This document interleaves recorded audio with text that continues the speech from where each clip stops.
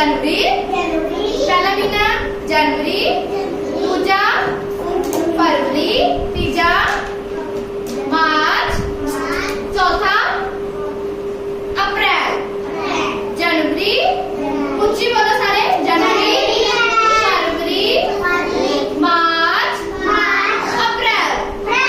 जनवरी फरवरी मार्च अप्रैल, 4 महीने हो गए है ना। चलो आगे, अप्रैल तो बाद क्या आता है? मई। क्या आता? मई है कितना महीना? पंजवा महीना। ठीक है, मई केड़ा महीना? पंजवा महीना। ओके, उसके बाद आ गया जून। केड़ा महीना आ गया? जून कितना महीना है? 6वां। कितना महीना? 6वां महीना केड़ा? जून। सारे बोलो ऊंची, जून। केड़ा महीना? जून। कितना महीना है? 6वां। जून कितना महीना? 6वां महीना। उसके बाद क्या आ गया? जुलाई। क्या आ गया? JULY। जुलाई।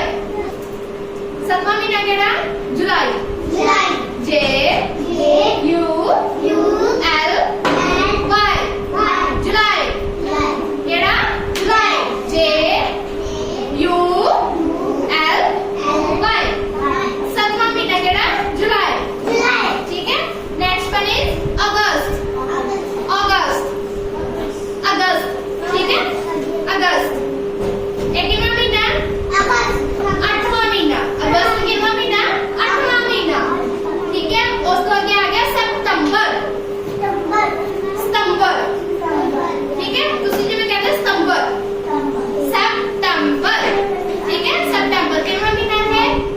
9वां। सितंबर कितना महीना? 9वां महीना। कितना महीना? ऊंची बोलो सारे, कितना महीना? हाँ जी, आगे आ गया अक्टूबर। कितना महीना है? 10वां महीना। कितना महीना? 10वां महीना। ठीक है, कितना महीना? 10वां।